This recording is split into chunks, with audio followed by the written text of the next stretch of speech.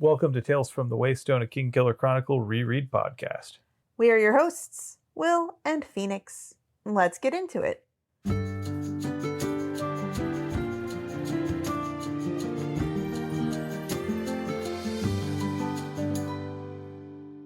Welcome to Tales from the Waystone, Season 2, Episode 69. Nice. Well.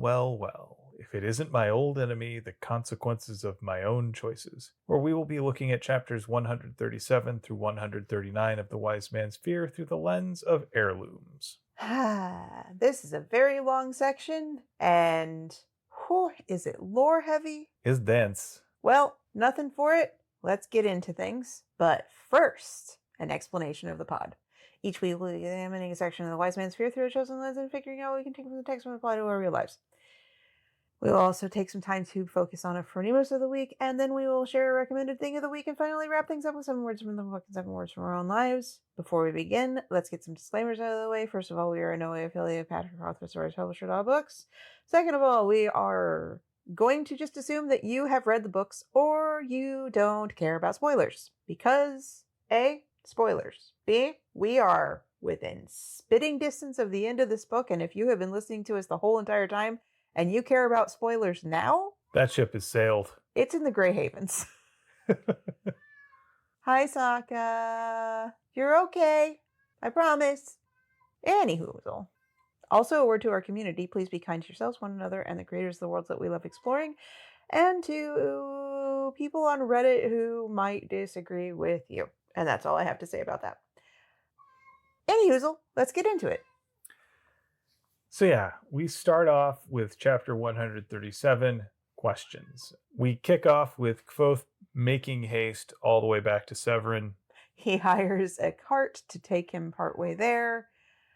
He has been trying to outrun the rumors, which is not necessarily rumors, that he murdered 9 people. And I maintain that murdering these people was not of the Lithani, and there's not really much that you can do to budge me off of that opinion. And so he has been less than thoughtful about his physical state. He is dirty, not even just dirty, filthy, and he smells, and he just feels like he needs, with a capital N,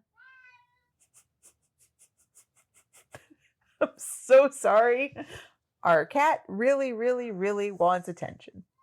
And I'm sorry, Sokka, but you're not getting it.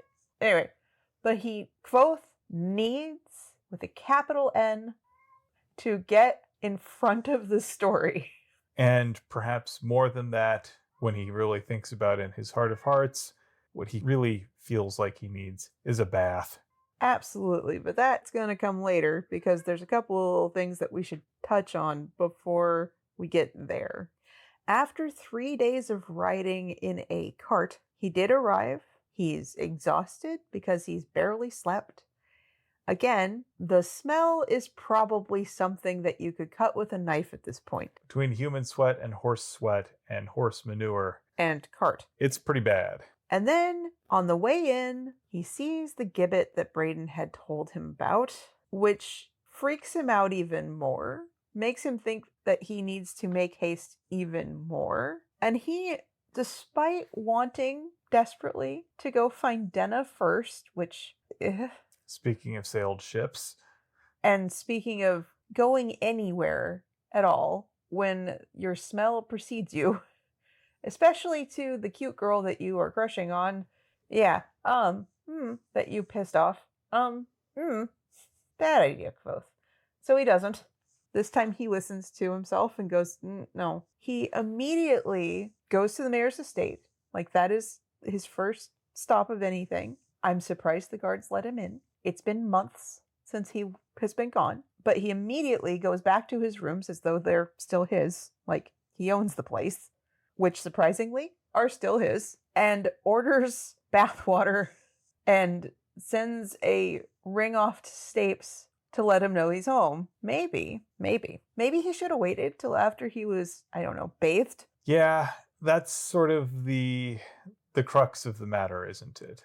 Like, it's really important. I need to get a hold of you right now so I can take a bath first. Well, right. So if he had taken a bath first, some of this wouldn't have happened the way it happened, right? He could have prepared himself and then at that point requested his audience with the mayor. Instead, essentially, he messaged Stapes, who is the manservant, I guess, The quote, head of the household. head of household for the mayor. And that signals, hey, I need to talk to the mayor. I don't know. And then he doesn't immediately go to the mayor because, again,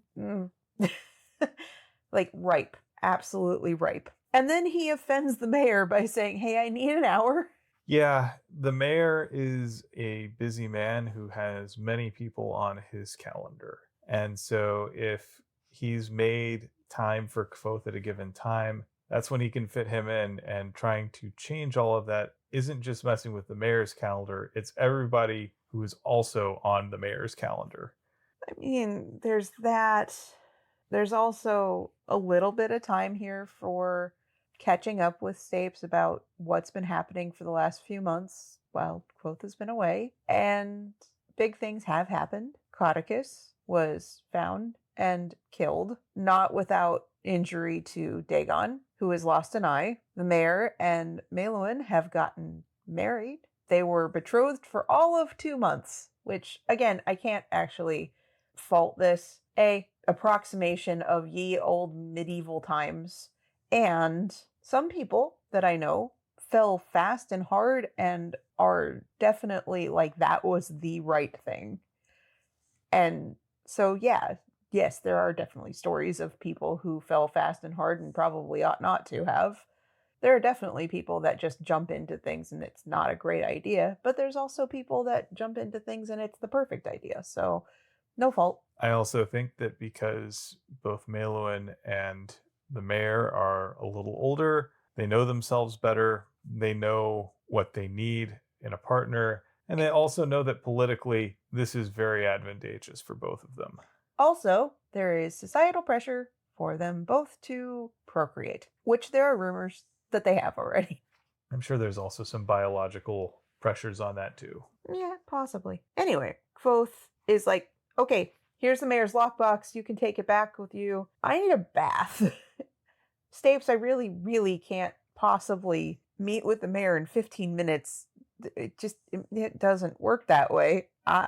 Smell me. And so Stapes tries to do the diplomatic thing of saying, I'll tell him you're otherwise occupied. And this is the one thing that I agree with Quoth on. No obfuscation. Just tell him the truth. Now, we don't actually know what truth Stapes told, because it could just be, dude needed a bath. Or it could be, oh my god, dude needed a bath. Yeah, there's room for emphasis, right? Yeah. Also, he goes through all of the motions of getting cleaned finally. Buckets and buckets of water and It's almost like the spirit that comes in, the stink spirit that comes in to Spirited Away, the bathhouse. And it turns out he's not that. That's what I'm getting, is just like the stink manifestation is just like ooze. A little bit. I mean, frankly, I wouldn't be surprised if the mayor has not dealt with people who smell bad before. Yeah. He can probably handle it. But Kvothe is trying to figure out what the lesser of two evils would be, right? Like, he's young, he doesn't truly understand the ways of the court. He thinks he does, but he doesn't get everything. And I think maybe we're spending a little too much time on this part, but yeah, we can move on. So all he gets back after trying to put the mayor off is, await my summons, TBD. So he's being punished.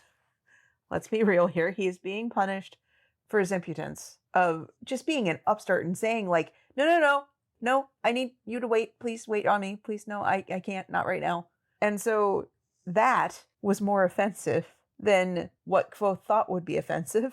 And now he's essentially trapped in his rooms again. And I can tell you that no matter how nicely appointed your rooms and how closely aligned the stuff in your room is to the things that you enjoy, that you love, that you want, that you find solace in, being trapped in it is not comforting. Yeah, I mean, really what he's in right now is an on-call situation. He has to be able to respond to a summons at a moment's notice. So he always has to be chained to whatever the means of getting that call would be. In this case, it's waiting in his room. And man, does that suck.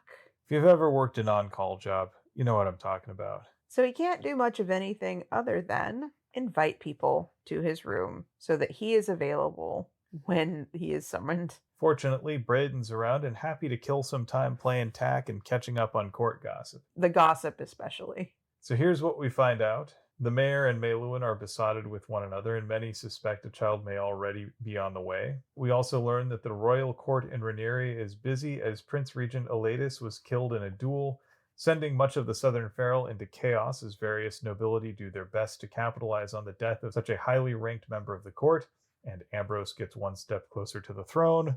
No. The mayor's men took care of some bandits off in a remote piece of the Eld that had been waylaying tax collectors. And there was rumor of a young man who'd gone to visit Felurian and come back more or less intact, though slightly fey around the edges. At least two of those are things that Kvothe has direct knowledge of. Mm-hmm. And one of those is something that Braden almost certainly does if all of the fan theories are accurate, because leader of said bandits, quote, bandits, is almost certainly Cinder, who is almost certainly Braden. Go figure. I don't know how much that's going to pan out, if it ever does, if we ever find out. But, direct knowledge and all that. The other thing is that the rumor of him going off into the Feywild and coming back mostly unscathed is mostly accurate, which is unlikely that would travel to Severin unembellished, right? Like, it would be some other form of that story if Braden himself maybe hadn't been closer to the source. Mm-hmm. So that's an interesting thought. And then there's this little exchange. We also played tack, of course, despite the fact that I had spent a long time away from the board. Braden said my playing was much improved. It seemed I was learning how to play a beautiful game. And I don't think that has anything to do with the game in front of them. I think it has everything to do with Kvothe's response to being called out in both of those two instances where he doesn't acknowledge that was him. I think that he's doing a better job of playing coy. I think also what we're seeing here is Kvothe playing proper storybook hero. He basically has two heroic deeds to his name at this point, not just things that he's witnessed or something like that. This is him actually doing something like the protagonist of a story, not just necessarily going from point A to B. He kind of took the long way home, if you think about it. He didn't just take the direct route and go straight back as soon as he was done with the bandits. So I think that's also part of the lesson that Braden is trying to say here, right? The whole idea of the beautiful game is you do things that are fun and interesting and beautiful, not because they're effective or fast, but for their own sake. So, like, Kvothe went and hunted the bandits, and then once he was done with that, if he were the old Kvothe, he would have just come straight home, gone right back to the mayor, completed the quest, got the reward, and then there you go. Instead, he's starting to play his life, act in his life, the way I play Skyrim. Which is to say, I have yet to finish the main story quest, but I have played over 100 hours of Skyrim. You've also done everything in your power not to play the main story quest. Yeah, tomato. So, finally, after 3 days of cooling his heels, Kvothe finally receives the mayor's summons. And in true Kvothe fashion, his first impulse is to be insulting. He's very tempted to just arrive a few minutes late, but he chose not to, and he is greeted with a dig at his insistence on taking time for himself the last time, with a very fake smile that is accompanied by, "I'm glad you could find some time for me." I'm glad that you cleared some space on your so busy calendar. I'm just the most important person in this entire city and possibly this entire side of the world. Yeah. And to be fair, Kvothe did kind of waste the mayor's time. He also shows up with his sword on hand. Yeah. One of the things that we notice about the mayor is that he maintains a monopoly on armed force in his home and in his city. Kvothe barely realized that he actually had brought Sisera, but now he's so used to carrying it that to go without it would make him feel very vulnerable, and he says would make him feel naked. And I mean, it makes sense. Kvothe has pretty much had to live by his own hand for the better part of the past, what is it, 2, 3 months, something like that. Something like that. Time, I have discovered in the Kingkiller Chronicle, is very wibbly wobbly. Yeah, I mean, it can't be 2 months. It has to be more like 4 or 5. Yeah, probably.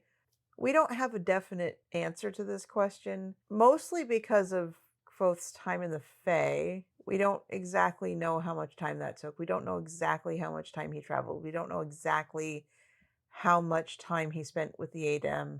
We don't know.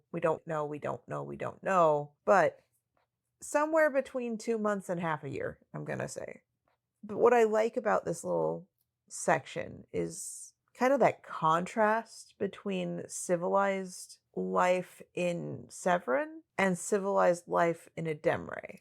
Yeah, the word barbarian gets thrown around a lot here, and I can't help but think it's intentional. So Kvothe says something about how other people in other cities that are also that royal aristocrat, all that, are always armed. And Alvaron counters with, it's a barbarian custom. And the same wording, barbarian, to describe the custom that would be proper for Edemre.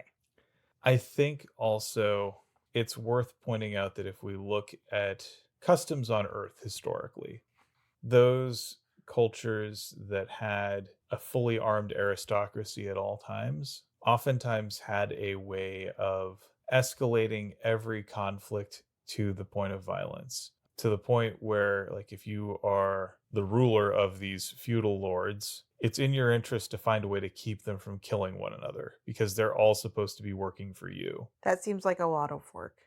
It is. And so, if in this culture you remove that escalation path, things have a way of not boiling over. Or not as readily. But what's interesting, so you enunciated the word if, and I do want to point out that I highlighted the word if in a different paragraph.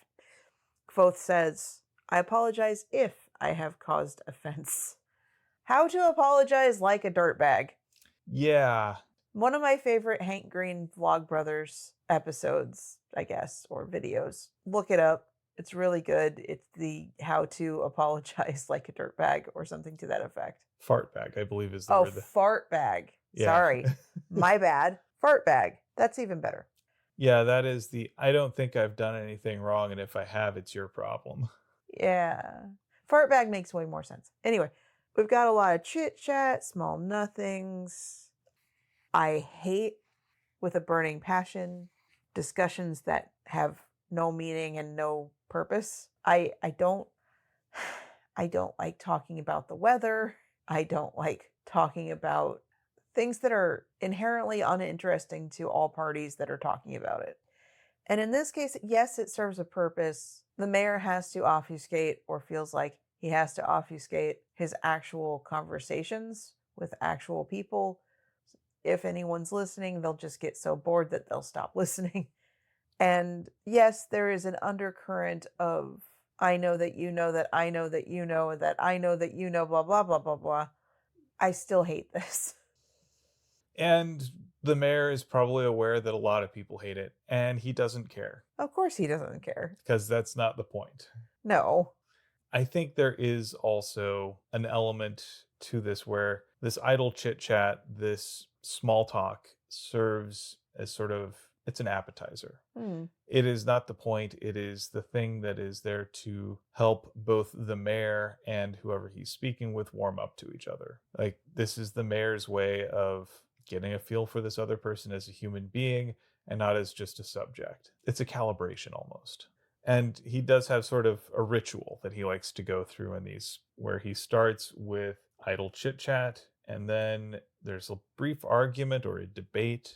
And I think debate is probably the better one because it's not so much in the we're going to have a fight about this, but we're going to have a discussion, a back and forth about a subject matter. We're going to volley. We're going to exercise our minds. And then and only then, once that has been satisfied, they can go somewhere else and have a private conversation. And I think part of it is because of just how much scrutiny the mayor is under on a regular basis. The walls have ears, the garden has ears. He wants to make sure that whoever he's going to be discussing important matters with is ready for it, and that he is ready for it, and that it can occur on his own terms. So the small talk isn't interesting to me, but what is interesting to me is how the conversation turns towards other questions, specifically that more intellectual exercise. It's all hypothetical, but I think this opens up a can of theory worms. Yeah, so the mayor kicks off today's argument with, I have always thought that everyone has a question that rests in the center of who they are, a question that keeps them awake at nights, a question they worry at like a dog with an old bone. If you understand a man's question, it brings you closer to understanding the man himself. And Kvothe thinks about this for a little bit and then surprises the mayor by actually agreeing with him.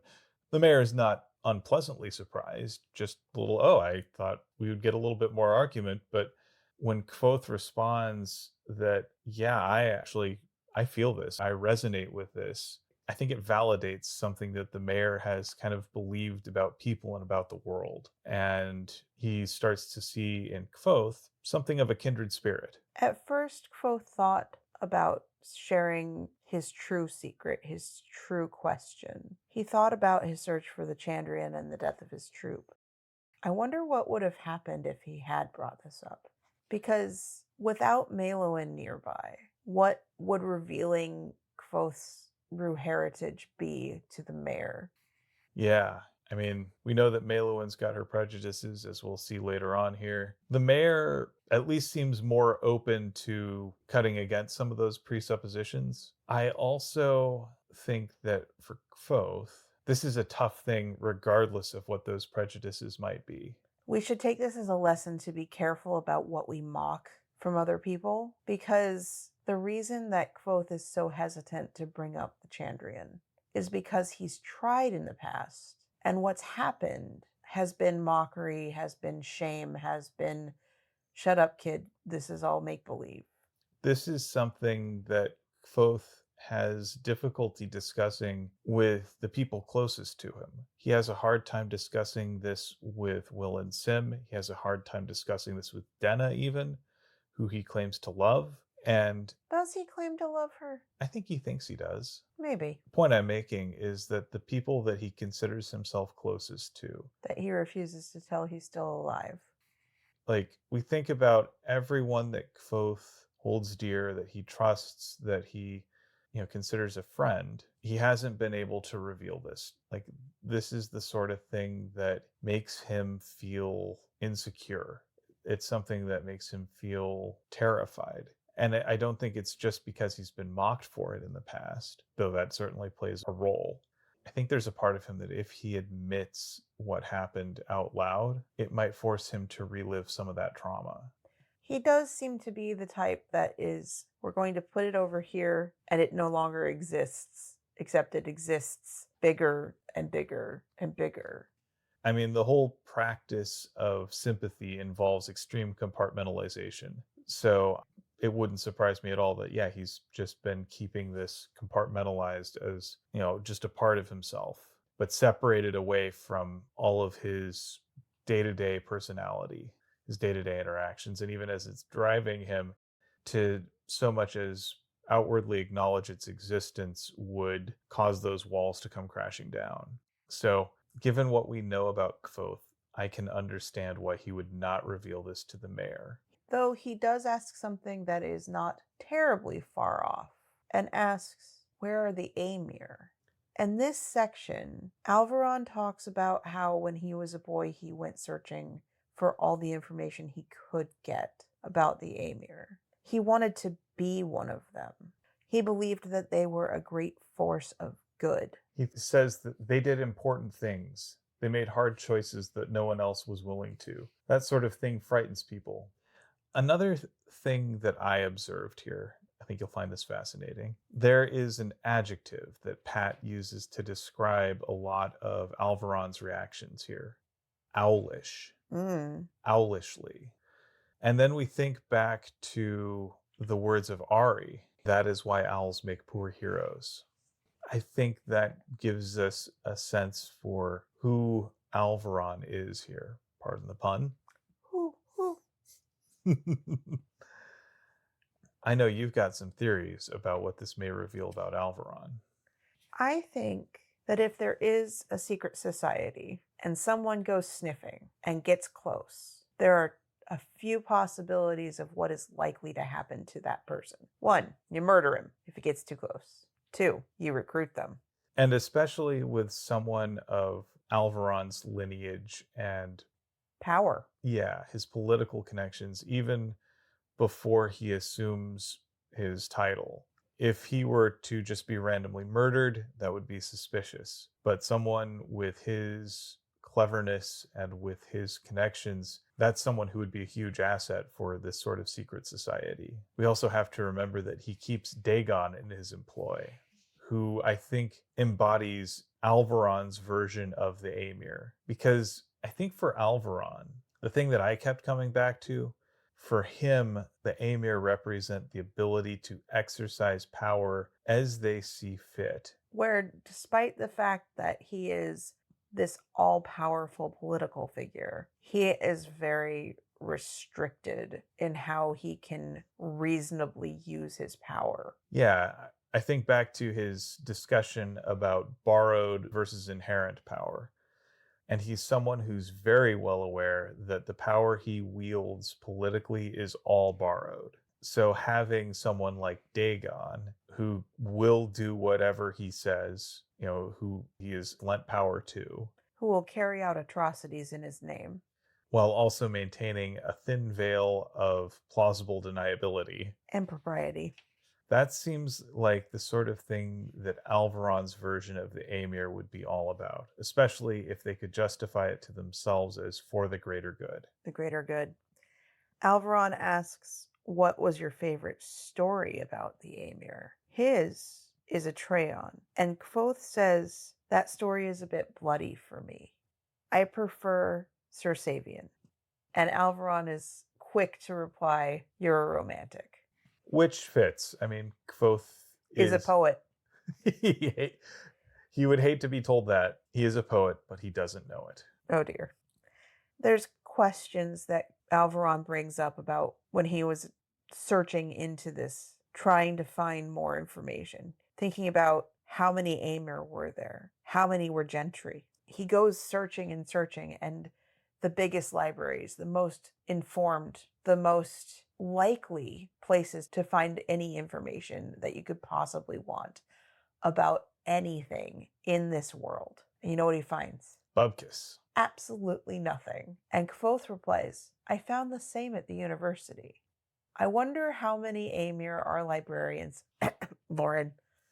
It would make sense for there to be at least a branch of them that are strictly librarians, whose job it is to control the flow of information and make sure that nothing untoward gets out, while also researching some of those deeper secrets of the past. There has to be some trickle of information that is allowed to live, some lines, but they have to be carefully curated. And watched. Because it's not just about what gets allowed to be preserved, but also who gets allowed to observe them. And who would do such a thing? Yeah, I think you have to have plants in the library systems. And the hypothesis that they reach, both of them independently and together, which means they are still around somewhere. I think it is highly possible and probable that Alvaron was recruited. And what better way to let suspicion of that slide off of you than to talk about your interest in it as a child, as a teenager, as a young adult? And then, but why did you stop? Oh, my dad died and I took over his position. And I dismissed it as a boyish fantasy. I think there is some truth to that. Like, I suspect that the version of the Amir that young Alvaron was looking for probably does not match the version that actually exists now and that he is probably a member of. And so all of his talks of flights of fancy are the sorts of things that, yes, he would dismiss because there is a more real version of them that he's no longer researching. We earlier today did a recording for our Equinox pod for the Patreon exclusive people or person, to be honest.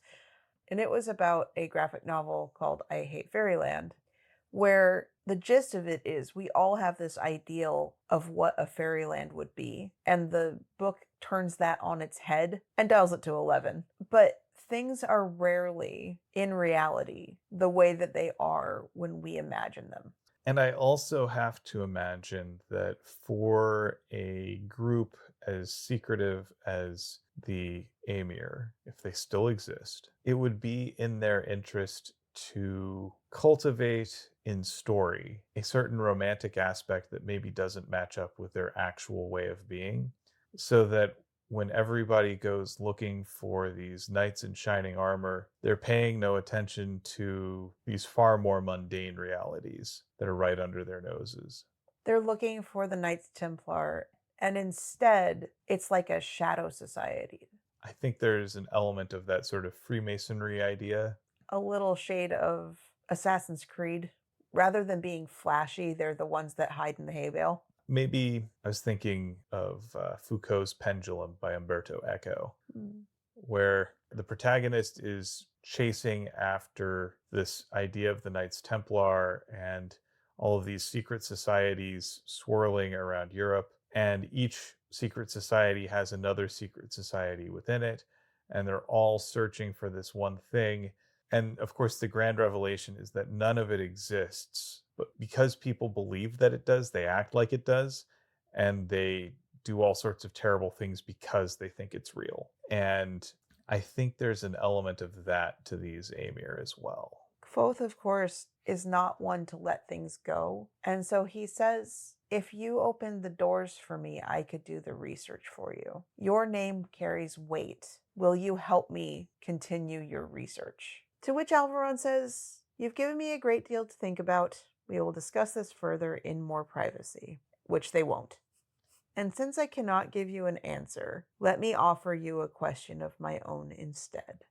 I value questions near as much, Your Grace. So he's now got 5 hours of free time. So what does he do? What do you think he does? He goes looking for Denna. In the last place that he knew that she was. Anywhere between 2 and 6 months ago. Yeah. And then, so he walks to the inn where she had been staying, and then just kind of walks in and goes towards the room she'd been in. The woman changes hotels like most people change their underwear. And I think he knew that she'd already left. Or that there was a high probability of that. Yeah. You mean to tell me that Kvothe, our Kvothe, is making bad decisions where a woman is involved? I'm shocked. Where that woman is involved? I'm shocked. Chances are she's not even anywhere near the site of the continent. I mean, he traveled a long ways. What makes him think that she just stuck around here? So he walks in like he owns the place. And the person who actually owns the place is like, whoa, where are you going? So Kvothe says, oh, I'm looking for someone who is staying here, and then gives kind of a description of Denna. Gets another name that starts with a D. And then he goes, oh, well, yeah, she skipped out of here. Of course she did. Didn't pay her bill. Of course she didn't. But there's a letter. Oh, right. Kvothe, would you like this letter? Yes. Pay me. Okay. So he pays up Denna's debt. I mean, I'm all for being generous, right? Like, for instance, we have a friend who's learning how to play guitar. Her guitar was quite literally hurting her hand. It's not set up well. It's got terrible strings. It was causing harm, but she was still motivated to learn. And so, because we have more guitars in this house than people, or living creatures, probably, bugs notwithstanding, it just made more sense for us to lend her a guitar that would not destroy her hand or wrist. So yes, we were able to lend her something and be generous. We were able to say, hey, we'll do halvesies on a dump run for something where we're not going to have the full half of stuff, but it's more convenient. And so, okay, halvesies on the dump run. Stuff like that with a friend. Like, we're able to provide people with food or, things of that nature where we're able to actually be generous or at least be equitable. But I don't think Kvothe is motivated by generosity here. It's mostly he wants to see this letter because he thinks it might be for him. Go figure. This is not generosity. This is him paying a ransom so that he can receive a letter that he thinks that Denna might have written for him. It's almost like Denna is taking advantage of him, but unintentionally. I mean, really, it's more the innkeeper taking advantage of him because the innkeeper's been taken advantage of. Pay it forward. Yep. So anyway. He pays the ransom, gets the letter, and it looks just like the one that he sent Denna, which makes poor, innocent, dumb Kvothe think, this has to be for me because it's folded the same way that I folded my letter. He doesn't even think about it. Yeah, not even just oh wait, yeah, that's how I fold this letter. So this is my letter. And he's disappointed to find out. It is his letter. And that's all I'm going to talk about on that one. Anyway, so when Stapes arrives with the mayor's long-awaited summons, Kvothe decides to leave Caesura behind, even though he feels an odd attachment to the sword. I'd say a strong attachment rather than an odd attachment, but I guess he feels that it's odd given that he hasn't had it that long. Fair enough. And like we said, he's formed an attachment to it because he's had to live by it. And, he's been through several fairly traumatic experiences in between when he received it and now. So, yeah, I can see forming a bit of a bond with it. So when Kvothe arrives in the mayor's chambers, the mayor kicks off with wanting to hear the details about the events in the Eld. Real quick, though, I know I rag on Kvothe a lot. The thing, though, is that I do recognize that as a character, this boy is traumatized, insanely traumatized. If this were a real person or real life, the fact that he's still in the land of the living would kind of be a miracle. Anyway, let's go back to yes. So the mayor's understanding of this event, this struggle, comes from Dedan, not exactly the most reliable of narrators. No. So the mayor doubts that the 5 mercenaries were able to take out an encampment of 27 hardened soldiers in a well-established camp with rudimentary fortifications. And Kvothe says, well, yeah, actually, that's true. We were able to. We caught him by surprise. And if he'd known that the mayor was going to doubt it, he would have sent Dedan back with a sack full of thumbs. So I'm going to say this. This is the most D&D part of this whole thing. Oh, yeah. You have a party of 5 people. I'm going to put like 27 minions in your way and then watch you turn yourselves into a blender where you just kind of mince your opponents. It's also worth pointing out that it wasn't exactly a walk in the park for Kvothe and company. They had to get a little bit lucky. Very lucky. And it also took some magic on Kvothe's part. And even though it was effective, it was not without cost.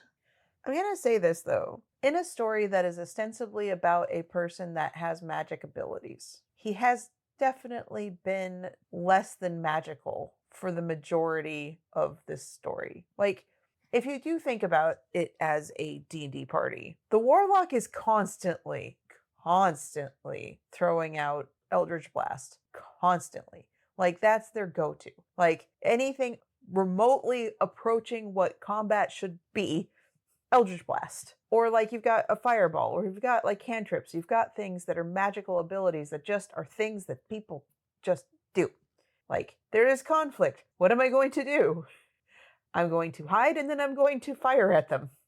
I think because the way that magic works in Temerant, because it's all built around sympathy. I'd say it might not all be built around sympathy, but the stuff that Kvothe knows is. The vast majority of what gets taught at the university, the stuff that Kvothe knows and that he can reliably use, let's put it that way, is the sort of thing that you kind of have to have a little bit more preparation for. Like, you can't just at will throw out an Eldritch Blast. Like, Eldritch Blast, the reason warlocks constantly use it in D&D is because, one, there's no resource constraint on it. Like, you can use it as much as you like. The only thing stopping you from using Eldritch Blast are the number of standard actions you can take over the course of a day. Like, that is the only limitation that you have on that spell. And especially as you reach higher levels, it becomes even more and more useful.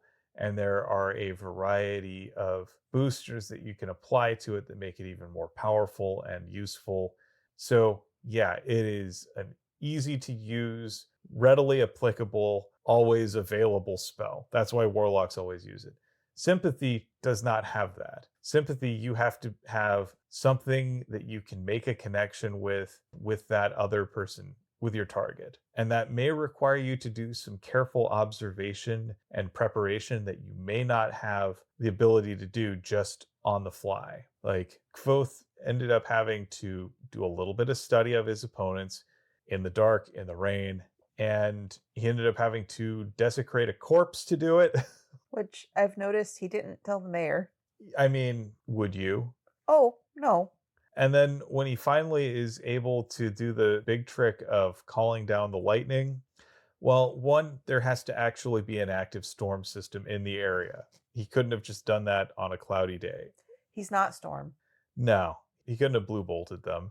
And he had to think and observe quickly to be able to draw a connection. And even then, he was having to rely on his own body heat to do everything. So by the end of this, he was practically hypothermic. So point being, sympathy, while incredibly useful, is not the sort of thing that, he just goes and can throw around willy-nilly without paying a price. Right. And I'm not saying that that's what I expect out of this story. Kind of, though, what I'm expecting is that magic isn't so rare that it's unbelievable that it could cause results like 5 people being able to kill 27. The thing that disturbs the mayor most, though, is the news of this commander who didn't mind an arrow through the leg and then literally disappeared in his tent. Again, though, it's both disturbing and he's finding it to be incredulous. And at first, Kvothe feels like, oh, okay, I'm slightly amused that you don't believe me. I'm rapidly becoming less amused by this. Can we just realize that I wouldn't lie like this? Why would I make up something that fantastical when I know that it's harder to believe something that fantastical than it would be for me to just subtly lie? It is a line of reasoning that makes sense, but is also not necessarily one that is the most beneficial lines to go down with someone whose trust you're trying to win.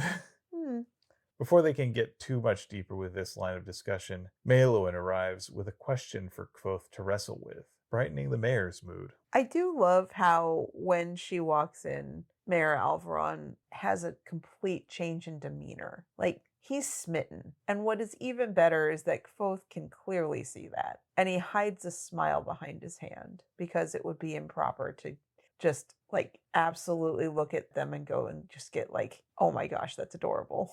So let's get into chapter 139, Lockless. Yet another one of these chapters that very clearly has lore and theory, like little bits of bait for all of us readers who have gone through and reread and looked at. And this whole section is just so chock full. And there's not a whole lot of down in between. It just kind of goes hard on the theory. So Maelwyn enters with 2 serving boys who have with them a wooden chest. Wonder what that could be. Oh, first. Maelwyn is described as having chestnut hair. Chestnut hair is auburn hair, is reddish brown hair. We all, as readers of this book, as readers of the overall story, And if you are not one of all, I'm sorry, I am generalizing, but almost all of us can agree that if she is not actually Kvothe's aunt, that we are meant to believe that she is Kvothe's aunt. There's a little exchange where Kvothe is trying to figure out what the right honorific to use for her is. And I'm not sure that that's important. the important part, though, is she's okay with him calling her lady, even if there's a better one, if for no other reason that she considers herself to be in Kvothe's debt for setting her up with Alvaron. That is a good point. The point being here that while she is looking at him favorably, she is kind and thoughtful. She is also forgiving of slights for a few pages. But yes, they bring in a box and set it down, and it was about the size of a large drum, made of birch and bound in brass, which is a red herring to make us not think of the box that is in Kvothe's inn in the framing device. We're meant to believe that this is the final form of this box, that this is what Maelwyn brings in, that this is completely different. There are no similarities, it's completely different. And then they open that box. And what's inside? It's like a Matryoshka doll. Because inside the box is a box. It kind of reminds me of the way my dad oftentimes wraps Christmas presents, I love that. where like a traditional dad Christmas present usually starts with a large box with a lot of wrapping paper on it and a big bow or whatever. Addressed to a certain person. Addressed to one person, yes, usually. And so that person opens it up, and then inside there's a whole lot of nothing, and then a smaller box, sometimes addressed to a completely different person. And so then the person to whom that inner package is addressed then has to open it. And it should be noted that each successive box has a greater tape to wrapping paper ratio. Sometimes there are multiple boxes within one box. Sometimes there are multiple people that are going to get multiple presents that are all nigh impossible to open up Without scissors. without scissors. And dad will say, oh, well, you're cheating if you do use scissors. Some of us are stubborn enough not to use scissors. And then others of us are a little more direct in our line of thought. What I will say is that I love this so much that I have had the impulse to do this before you and I knew each other, and before we were together, and before I was recipient of some of these things. Well, and the kicker about all of this is after you've gotten down to the final package, inside it, oftentimes what you'll find is just a slip of paper with a little clue telling you to then go somewhere else, only to find another clue. And it turns into a great big scavenger hunt that takes you all over the house. And I love it. It's special. So this whole section kind of reminds me of that. A box inside of a box inside of a box that you can't open. So, of course, Kvothe is sitting there, reminding me very much of when we did bring the guitar over to our friend. She's got a 15-year-old. It said 15-year-old was like, can I play that? Can I have it? Please, can I play? And she's just trying to like play the couple chords she knows. Have a chance. She barely got it plugged in and he's like, can I have it? Kid knows how to play bass. I'm not going to say that like any of this is unsurprising. He plays guitar the way he plays bass, which is actually kind of endearing. But my goodness, it's just like and mind you, the kid is 15. Kvothe is 16 or 17. He's a young neurodivergent child. Yes. The other thing I notice here is she says, this is of the utmost confidentiality and you are to speak of this to no one. Which, let's just point out here, Kvothe is speaking of it right now to Chronicler. Absolutely. So, the mere fact that he's telling this to Chronicler means that it's a vow he's okay with having broken. And I think we're about to see why. Yes. They open the chest to reveal the other chest. And then this other chest has like a weird keyhole to it. And Maelwyn keeps the key on her person at all times. And Kvothe is just thinking to himself, lockless. And then he geeks out about the key. Alvaron jokes that this isn't even the interesting bit. It's like the wrapping paper, not the present itself. Kvothe says he likes to take his mysteries layer by layer. Like an onion. Like a flower. Or maybe a parfait. So then inside this inner chest is yet another box, which is a thick piece of dark wood the size of a thick book. It's heavy for its size, and there's faint carving on it, worn down over the years, to the point where it's nigh invisible to the naked eye. I have a theory that I have kind of been itching to talk about. Go for it. So no one can really tell that this exists except for Kvothe, right? Like, Kvothe is the first person that in recorded history of Maelowin's family line to mention this.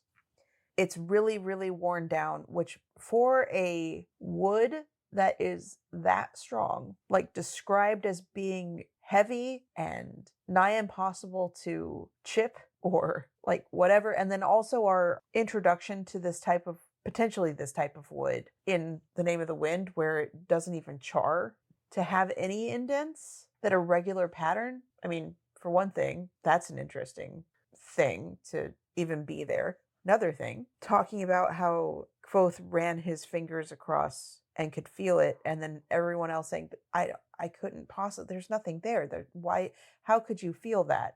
And Kvothe saying something, which I find ridiculous, of how his fingers are more sensitive because he's a musician. And I play a stringed instrument. I play multiple stringed instruments. I have calluses all over my left hand, not only from just my fingertips, but also my barring finger. And also, I play fingerstyle, so I don't use a pick, much the same way that you would play a lute.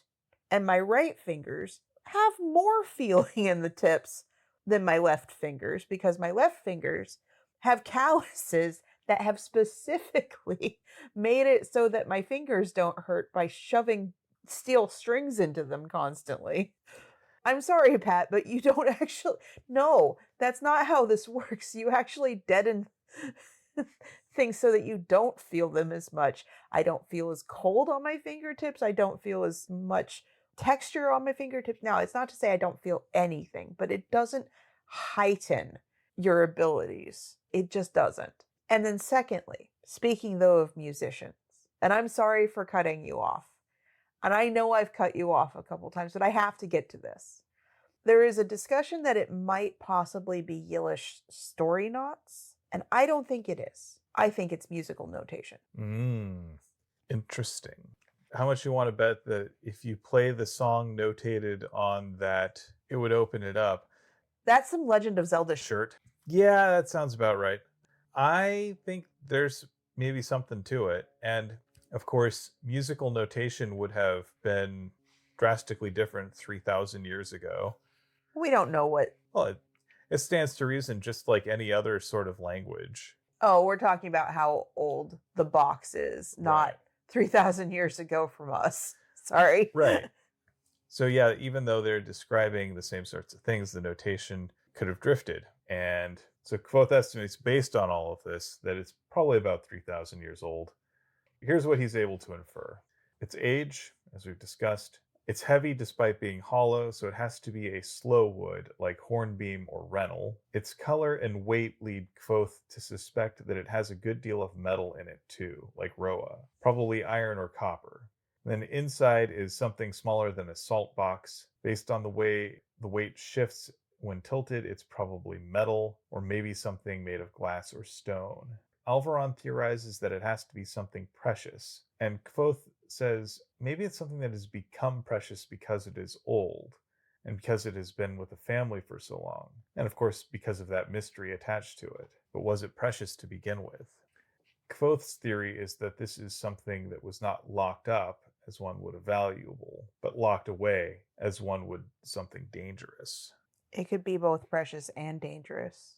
Precious because it's dangerous, because you couldn't destroy it. Kvothe is unable, of course, to figure out how to open it. Alvaron suggests cutting it open, much to Maelowin's horror. Kvothe interjects that as hard as the wood is, you would most likely ruin whatever was inside, especially if it's delicate. Yeah.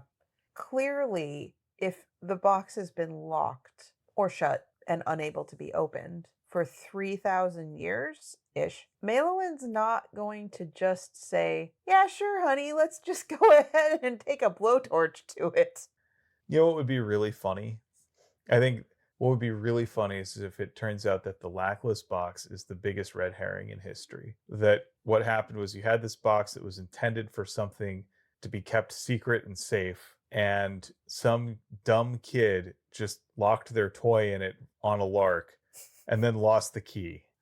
And so what's inside is neither precious nor dangerous nor valuable. And then everyone has just become so enamored of the mystery around it that they've made up stories about what it is. It means nothing. Yeah, that would be very funny. After a while, it becomes clear that Kvothe is just going to bring up question after question and have no actual answer.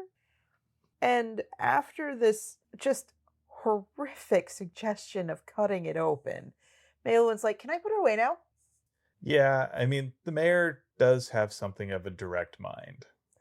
Yeah, well, we do get a bit of a callback to the Lackless rhyme. In a box, no litter locks, Lackless keeps her husband's rocks. Which, if that's about this, whoever wrote the rhyme is a time traveler? Or this is a common occurrence in the female line of the Lackless family.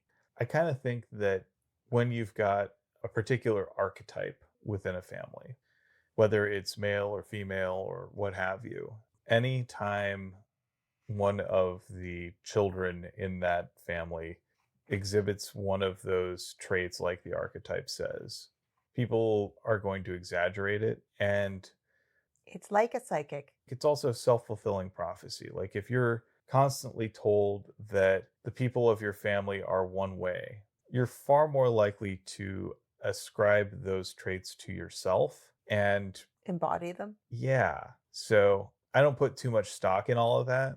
Anyway, so let's get to the meat and potatoes of this chapter. Alvaron proposes meeting tomorrow to discuss the Amir, and Kvothe decides that now is the time to break the news about the happenings in Levanshire. And he tries multiple times to get Maelwyn to leave, and she won't. She's like, "It's fine. Whatever you say in front of Alvaron, you can say in front of me." And Alvaron reiterates, "Whatever you say in front of me, you can say in front of my wife." And Kvothe is like, but, please, no. And then, rightfully, they get impatient because that's kind of sexist and Bullshit. And Kvothe is just like, "Fine. There was a troop of 9 people. They're dead now. I did it." And Maelwyn, for her part, finds the whole idea of having troops wandering the land distasteful, and she's a little bit too into the whole Kvothe killing them thing. A little bit. It's disturbing. Yeah, yeah, she's got her prejudices, but she takes them way too far and is way too into it, like way too happy about this news. Alvaron is a little more measured and is rather upset that Kvothe took the law into his own hands, which, okay, that's fair.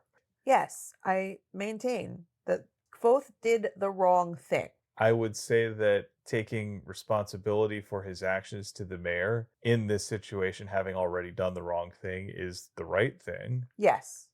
But I'm saying that when Kvothe decided that the way he was going to handle any of this is to go on a killing spree, instead of finding a way to find authorities, because seriously, he very easily could have. He could have done the whole incapacitate everybody to the point where they can't come chase him, where he'd have a head start. Fine. If you want to be a dick and poison their food so that you can get an escape, fine. Sure. I still don't agree with it, but that's at least not as bad. Well, and at that point also, if he's saying, yeah, this is my escape route, this is how I'm going to get out of there, and then I'm going to come back with the authorities. Right. Because clearly he understands that murder should be punishable, no matter who he murdered, but also no matter who the troop murdered. He could take their horses. He could do things to hamper their escape, right? Like he can provide descriptions and things so that the actual authorities can keep this troop from committing other atrocities, or at least in theory, because, cops. But it was not the right choice. Yeah. Kvothe makes a point that these were not Edema Rue, and the writ was stolen from real Edema Rue. At which point, Malowin turns from being happy that Kvothe committed mass murder to being incredulous about his assessment that they weren't Rue, which, again, all of these are very much neon red signs saying this person has a reason to not like the Rue because her sister was taken, which kind of takes Lorien's agency out of every. I think Malowin believes that Lorien was taken. Or more correctly, that her sister was taken, and we all assume that that's Lorien. Yeah. Anyway, then Alvaron's wondering, well, why would someone pass themselves off as Edema Rue? As if the answer wasn't right in front of him, the mayor's writ that grants people passage and cover to rove the countryside. This is not exactly a society where formal information travels quickly. And as Kvothe has already pointed out in the more recent chapters, your name holds weight. Exactly. And as Malowin's slander against the Rue goes on, it becomes more and more like a tea kettle boiling over inside Kvothe's brain. At this point, Kvothe drops the news. He knows that these are not the Edema Rue because he is one of them and he knows his own. And this sets off Malowin in some pretty terrible ways. She clearly can't control herself at this point, and Kvothe barely can. Neither of them comport themselves well. That said, I have a little more grace to Kvothe than I do to Malowin in this case because... Flaming racist? Flaming racist, exactly. And expecting someone to hold their tongue when someone else is abusing them like that is unrealistic. No matter what the power dynamic is. Exactly. That said, Kvothe ends up losing it and says, she rues the truth. Pun definitely intended. Mm-hmm. A trooper's tongue has gotten her to bed more quickly than her sister. Which is kind of an icky way to put it, and I don't like it, Kvothe. Stop it. Yeah, it's gross. While it's a clever comeback, this does not do Kvothe any favors, and it only serves to piss the mayor off. And so he dismisses Kvothe out of hand. And then he also uses a slur, Ravel. Yeah. Like, the mayor had been keeping his own prejudices in check for a while there until Kvothe crossed that one line. And mind you, she leaves in a huff. Yeah. And so now he's just with the mayor, who is going to choose his wife. Yeah.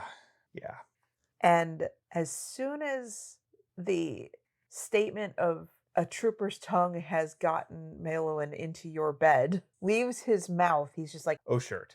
Oh, yeah, that was the thing I shouldn't have said. And so he clenched his mouth, and Alvaron says, that will be all, and Kvothe leaves with all the angry dignity that he could muster. Not because he didn't have more to say, because he definitely has more to say, but because if he had stayed, he'd have been dragged out. Discretion being the better part of valor and all that. Yeah. And I can totally get where Kvothe is coming from here. Like, he has someone basically yelling racial slurs at him and abusing him. And also, not just him, his family, his troop, the ones that have been slaughtered, not actually that long ago. 4 to 5 years ago is not actually that long, and those wounds are deep. Yeah, it's spitting on the memories of his mother, father. It's spitting on the memory of all of these people who have shown Kvothe genuine love and compassion and kindness. So I do want to touch on the fact that I am aware that this is his trauma, and that is why all semblance of control that he had over his reactions, over his better judgment, over his sense, over whatever. I'm well aware that this is pretty much what caused him to choose the path of violence, but I do not think that that is the path of the Lithani. I would agree with that. I'm with you. I also think that Malowin and Alvaron also abandoned the Lithani the moment they started going in on slurs and making judgments based on prejudice. I would also say, though, that Malowin's prejudice is based off of trauma. Yep. Everybody is just trauma reaction, trauma reaction, trauma reaction. And then there's Alvaron, who is going to side again with his wife, especially his wife of less than a couple months. I will say that when it comes to prejudice, the work of unlearning that prejudice is the onus on that is on the person who owns it, not the person that they're prejudiced towards. And Maelowin and Alvaron both have a lot of biases that they need to work on. And I don't think that they are equipped to do so. I would agree with that. All that being said, do you think that all of the neon red signs hinting that Maelowin is Quoth's aunt are a red herring? Or do you think that this is all setting up for Quoth to have that conversation, to have that realization? Because boy has not figured out the thing that almost all of the people who have read these books once have figured out, right? Or figured out, quote, figured out. So I'm of two minds on it. So there's one possibility that yes, this is actually what our author is intending to get at and what Quoth, our narrator, is hinting at, and we'll reveal later on. The other possibility is that it was at one point intended and has since been abandoned because people have guessed it. I really hope that he doesn't abandon the things that he had planned, that he set up. I don't care. If it's satisfying, who cares if you know that that's where it goes? It's all about the journey. The thing is that we've, as a collective fan base, already guessed literally anything that Pat could possibly choose to come up with. And I really hope that the reason that the delay has happened so long for both him and for George R. R. Martin really isn't because people have figured out the plot twist. Well, one thing that we do know is that somehow or other, this box will come back into Quoth's possession by the time the framing device happens. If it's that box. I have a suspicion that there's a very strong connection between the two of them. I don't think it's an accident that they bear such a strong resemblance. I think that Quoth is going to have another encounter with Maelowin because this whole jaunt has had so much impact on his life that it would be strange if he and Maelowin and Alvaron don't have another encounter. I think that story is yet to be told, and hopefully I'll get to read it in my lifetime. That's my thought too. I'd like that. So, with that, I think we're about time to talk about our Phronimos. What do you mean for Nemos? Yeah, there aren't exactly any Aristotelian models of practical wisdom here. Isn't it my turn? Yeah, it is your turn. Yeah, I agree with you. There aren't. I'm trying really hard. I mean, it's definitely not Quoth. And Flaming Racist doesn't get from Nemos. No. And Defender of Flaming Racist doesn't get from Nemos. No. And Brayden is a gossip monger in this episode. That's it. And Innkeeper got Quoth to pay him? Stapes, maybe? No. Nah. Stapes was going to obfuscate the reason why Quoth had to say no to the summons. I mean, maybe he was doing Quoth a favor, but maybe he just was like, I'll just tell him you're otherwise occupied. And Quoth is, at least, I agree with the decision of saying, be honest. There really isn't one. This is a very long section and very, very little in the way of wisdom. I think there are moments in the micro where it might make sense, but the moment they keep talking and you're like, nope, it's gone. Yeah, that's it. Yeah. All right. I think that's going to be probably our shortest Phronimos of the week. I think there have been other ones where there's just not one. So let's move on. Let's talk about our recommended thing. All right. So for this one, it's my turn. I picked Dropout presents Chris Grace as Scarlett Johansson. It was a very, very good special.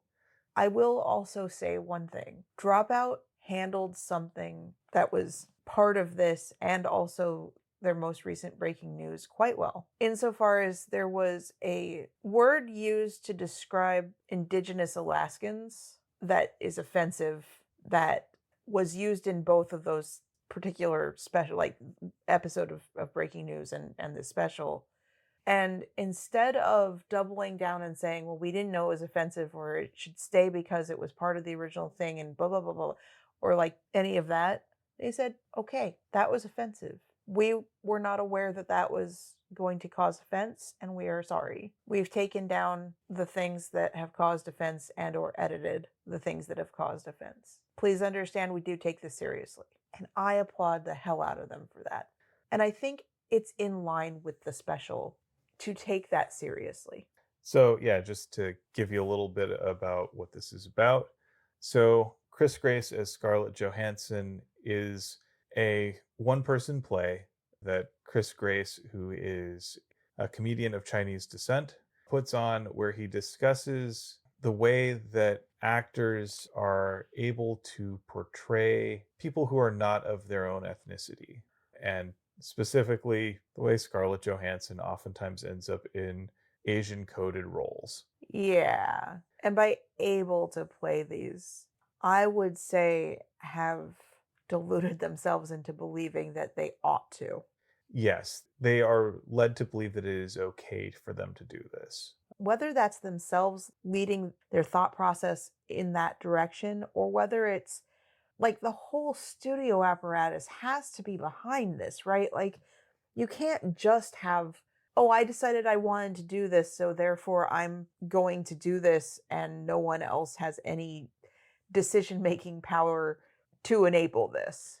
Right, because the studio casting director has to say, okay, yeah, we'll accept your audition. And then, yes, we will then select you over all of the other people that have applied for this role. But it's not just the studio casting director.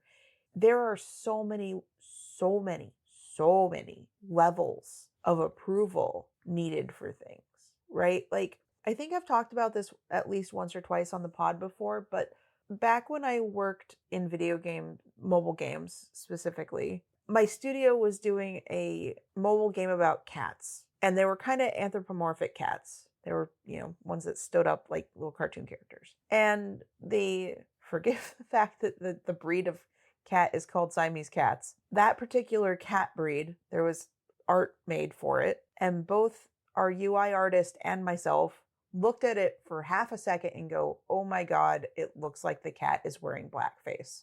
And we mentioned this to the art director and it was gone. It was revamped so that it didn't look that way, but that art was gone.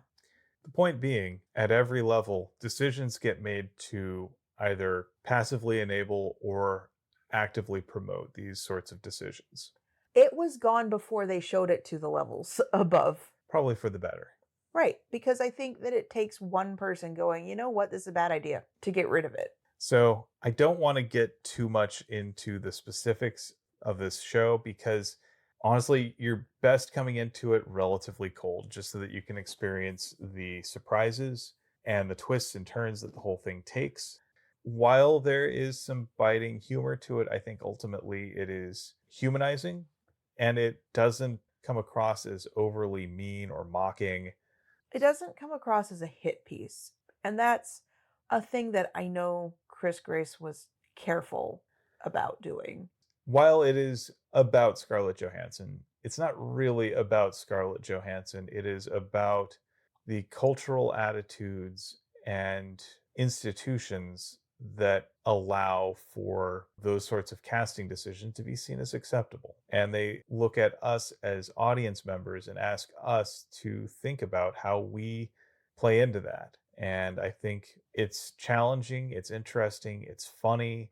It's very funny. And if you don't know who Chris Grace is, I think Superstore might be one of the ones that is most recognizable if you go looking him up. But he's been in a few different comedies, more mainstream, that people would recognize. He's also hilariously funny on Make Some Noise on Dropout. His Make Some Noise with Ross Bryant and Paul F. Tompkins, like that right there is a murderer's row of comedic talent, and it is worth your while to watch. Anyway, that's my recommendation. Let's move on to 7 words. You have the books? I do have the book this time. We did have a few options. I like they were besotted with each other, apparently. And Mind you, I think that there can be nuance in how you feel about characters. Do I like them? No. Do I think it's cute when people are besotted with one another? Yes. Do I necessarily think that of people that I have a low opinion of? No. Braden said my playing was much improved. I like the little cat and mouse way that came across. And who would do such a thing when talking about the Amir? Why would the Amir have a vested interest in hiding all the information about themselves from the public? I think a lot of these are great in context, but I don't know that they are great on their own. I hid a smile behind my hand. Again, before Kvothe knew just how much of a piece of Shirt. our dear Malowin was, especially regarding things like stories of the Ademaru. I'm looking. I do like also your honesty is like a felling axe, because that brings up such a visual. And as someone who is honest and blunt and has little to no patience for sugarcoating the truth, or like, I don't know, manipulating the way that the truth comes out, or like, I don't know what the right way to put it, but like the dancing around a subject. I have no patience for that. I want direct discussion. If you have something to apologize for, apologize like a real, accountable adult. If you have something to talk about, don't hide behind flowery language or dance around true feelings on a subject. I don't think it serves anyone to make people guess about what you're meaning. And I really don't like passive aggressive versions of this. So I think that's what I'm going to choose. Your honesty is like a felling axe. It's a good one. Thank you. So I have 7 words from life, and I have one that you told me a while back. It does, in fact, make me giggle. Is this through a chat that we had? Yes. I had said something that I suspected would make you giggle, and you confirmed that it did. And sometimes that's important. I think it's important to know how to make your partner laugh. And it's important to delight in your partner's laughter. I think that's really good. And with that, I think this gargantuan episode is going to come to a close. And Will, I would like to thank you for potting with me. I'd like to thank you for potting with me too. And thank you all for listening to Tales from the Waystone. Join us next time on Tales from the Waystone as we discuss chapter 140 of The Wise Man's Fear through the lens of letting go. We would like to thank our friend Shawnee Jang for our theme music. And many thanks to Patrick Rothfuss for creating a world that we've enjoyed exploring. Audio production and editing, courtesy of me, Phoenix McCullough. And writing and project management, courtesy of me, Will McCullough. If you would like to help support us and have the means to do so, please consider becoming a patron on our Patreon page, patreon.com/waystonepod, where you can get things like our Equinox pod. It's about I Hate Fairyland this time, for reasons that we'll get into in the pod. Anyhoozle, with that being said, here's to one more day above the roses. To one more day above the roses. Ding!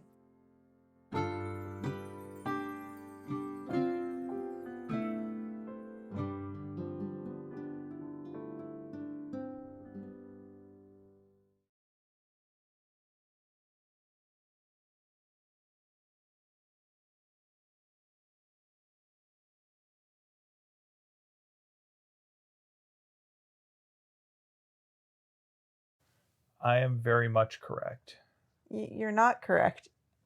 Honestly, I think that any guitar looks better with sparkly speed knobs that are either matching or contrasting colors to the color of the guitar body and or the pickguard. And the only way to make it any better is just to go plain black and white speed knobs. You're welcome.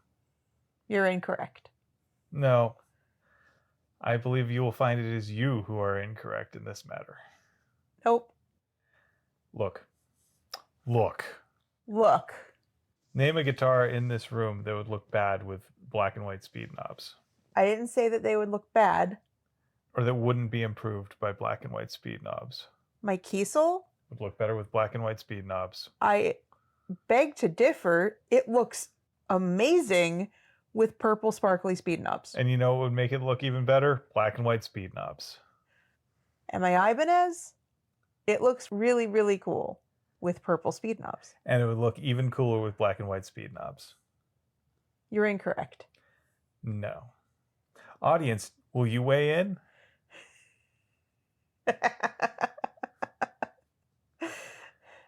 Look. The mere fact that you have adopted my speech patterns means that you have already accepted the premise of my argument, which is to say, black and white speed knobs are the best guitar control knobs of them all, period. You can keep your witch hats, you can keep your purple sparklies, you can keep your gold, you can keep your knurled metals. Black and white speed knobs. Can't go wrong. Half of that sentence. Because I do believe in speed knobs. Hi, Sokka. I do believe that speed knobs are the best kind of knobs. Black and white are the superior. They combine just the clear, cool look that can't be matched, plus they're eminently readable and usable. My purple ones are sparkly and pretty and usable and readable. Black and white is easier. You're incorrect.